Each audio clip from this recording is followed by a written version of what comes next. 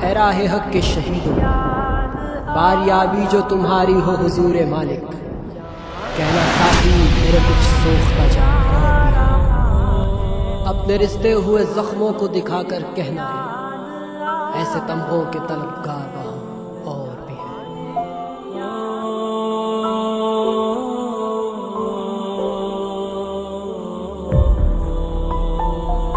अस्सलामुअलैकुम वरहमतुल्लाहि वबरकातुहू। दोस्तों, जब भी हम लोग एंग्लो मैसूर वॉर के बारे में सुनते हैं या फिर वीडियोस वगैरह देखते हैं तो हम समझते हैं कि सिर्फ जंग हुई थी, मीर सादिक ने सुल्तान से गद्दारी की, हज़रत टीपू सुल्तान शहीद हुए और अंग्रेज़ हमारे मुल्क पे कब्ज़ा करने में कामयाब हो गए। लेकिन हम लोग यहाँ पर गौर इस बात पे नहीं कर पाते कि सल्तनत खुदादाद को गिराने के पीछे अंग्रेज़ों का एक बेहद बड़ा मकसद था, और वो मकसद ये था कि अंग्रेज़ पूरी दुनिया को डोमिनेट करना चाहते थे यहाँ से। दोस्तों, जो बात मैं आपको बताने की कोशिश कर रहा हूँ, इसको समझने के लिए थोड़ा सा आप इस वीडियो को ध्यान से देखिए और उन बातों को समझने की कोशिश कीजिए जिनको मैंने अपनी डीप रिसर्च में पाकर आप तक लेकर आया हूँ। जब थर्ड एंग्लो मैसूर वॉर हुआ और अंग्रेज़ों ने सुल्तान को मराठा और निज़ामों की मदद से घेरने में कामयाब हो गए, तब ये अंग्रेज़ समझते थे कि हज़रत टीपू सुल्तान पूरी तरह से कमज़ोर हो जाएंगे और सुल्तान निज़ाम की तरह ही अंग्रेज़ों की सुप्रीमेसी को कबूल कर लेंगे। लेकिन दोस्तों, अंग्रेज़ों की चाल यहाँ पर सुल्तान के सामने बिल्कुल कामयाब नहीं हुई, क्योंकि हज़रत टीपू सुल्तान ने अपने बच्चों को गिरवी रखना बेहतर समझा अपने मुल्क और आवाम को ग़ुलाम बनाने से। और थर्ड एंग्लो मैसूर वॉर के बाद सुल्तान ने अपनी हुकूमत में ऐसे ऐसे सुधार किए थे कि बस कुछ ही सालों के अंदर सल्तनत खुदादाद दोबारा से एक स्ट्रॉन्ग और मजबूत रियासत बन के खड़ी हो गई, और सुल्तान भी बेहद ख़तरनाक स्ट्रैटेजीज़ बनाने लगे थे अंग्रेज़ों के ख़िलाफ़, अंग्रेज़ों को यहाँ हिंदुस्तान की धरती से खदेड़ने के लिए। दोस्तों, क्योंकि ईस्ट इंडिया कंपनी 1797 और 1798 के आसपास तक निज़ाम ऑफ हैदराबाद की मदद से बेहद ज़्यादा स्ट्रॉन्ग हो चुकी थी और यहाँ इंडियन सबकॉन्टिनेंट में अंग्रेज़ ही सुपर पावर बने जाने लगे थे उस ज़माने में। लेकिन यहाँ अंग्रेज़ों को हिंदुस्तान की धरती पे एक और राइवल्स का सामना करना पड़ रहा था, और वो राइवल्स थे फ्रेंच। दोस्तों, फ्रेंच हर जगह पे मौजूद थे अपनी अपनी कैवलरीज, अपनी अपनी फ़ौजों के साथ। और दोस्तों, सुल्तान भी ये बात जानते थे कि अंग्रेज़ फ्रेंच को भी इंडियन सबकॉन्टिनेंट से निकालना चाहते हैं, और जैसे कि वो कहावत ही है कि दुश्मन का दुश्मन दोस्त होता है, बस इसी बात को सुल्तान भी अंग्रेज़ों के ख़िलाफ़ इस्तेमाल किए थे। दोस्तों, जब फोर्थ एंग्लो मैसूर वॉर से पहले जब सुल्तान ने मॉरिशियस की जानिब अपने सफ़ीरों को या फिर वकीलों को रवाना किए थे, तो जब जनरल मैलार्टिक ने सुल्तान की फ़ौज के लिए फ्रेंच फ़ौजियों को भर्ती करने के लिए एक वहाँ पर डिक्लेरेशन दिया था, उसी दौरान यहाँ इंडिया में मौजूद फ्रेंच कॉलोनीज़, फ्रेंच ऑफिसर्स और फ्रेंच फ़ौजी दस्तों को सुल्तान अपनी फ़ौज में शामिल करने में लगे हुए थे, ताकि एक ही शॉट में ईस्ट इंडिया कंपनी अंग्रेज़ों को टोटल यहाँ से इंडिया से ख़त्म किया जा सके।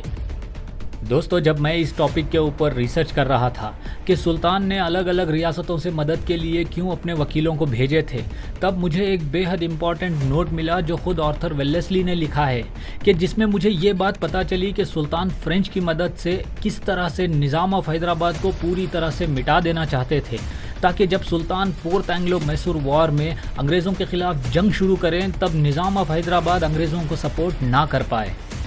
दोस्तों, आर्थर वेलेस्ली ने यह बात क्लियरली लिखी है कि जब सुल्तान अलग अलग रियासतों से अंग्रेज़ों के ख़िलाफ़ एक ऑफेंसिव फ़ौज तैयार कर रहे थे, तो उसी दौरान सुल्तान ने निज़ाम ऑफ हैदराबाद की फ़ौज में मौजूद 14,000 फ्रेंच फ़ौजियों को अपनी तरफ मिला लिए थे। दोस्तों, वेलेस्ली आगे लिखता है कि इन 14,000 फ्रेंच फ़ौजियों को सुल्तान के हुक्म से हैदराबाद के निज़ाम को किसी भी वक्त मिटाया जा सकता था। दोस्तों, वेलेस्ली की ये बात काइंड ऑफ सच थी कि हैदराबाद के निज़ाम की फ़ौज में उस ज़माने में 14,000 फ्रेंच फ़ौजी थे, और वो फ्रेंच सिपाही सुल्तान की फ़ौज में मौजूद फ्रेंच सिपाहियों के हमवतन और एक दूसरे के करीबी लोग माने जाते थे। और साथ ही साथ मैंने अपनी रिसर्च में ये बात भी पाई है कि निज़ाम की फ़ौज में जो 14,000 फ्रेंच फ़ौजियों का कमांडर था एम रेमंड, वो और उसके अंडर में रहने वाले 124 फ्रेंच ऑफिसर सब के सब फ्रेंच रेवोल्यूशन के बाद काइंड ऑफ ब्रिटिश डोमिनेशन को इंडिया से ख़त्म करने के लिए ही मौजूद थे। दोस्तों, इस बात से ये पता चलता है कि फ्रेंच कमांडर्स अपनी पूरी 14,000 की फ़ौज को लेकर सुल्तान से कम्युनिकेशन में थे, और सुल्तान के हुक्म से अंग्रेज़ों का सबसे बड़ा सपोर्टर माने जाने वाला निज़ाम ऑफ हैदराबाद को सफाया किया जा सकता था।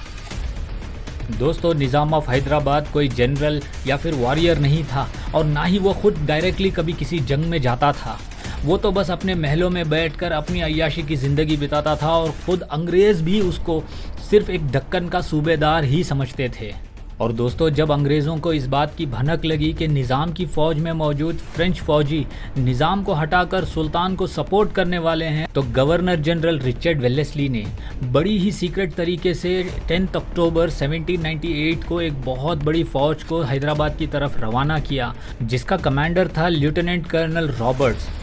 दोस्तों ये ब्रिटिश फ़ौज 12 दिन का सफ़र तय करते हुए 22 अक्टूबर 1798 के आसपास हैदराबाद पहुंची और वहां पर उन लोगों ने देखा कि फ्रेंच ने ऑलमोस्ट सारी तैयारी कर ली थी निज़ाम ऑफ हैदराबाद को हटाने के लिए, लेकिन यहां सुल्तान से डायरेक्ट कमांड ना पाने और अचानक ब्रिटिश फ़ौज के इस तरह से आ जाने से फ्रेंच फ़ौजियों ने सरेंडर कर दिया था।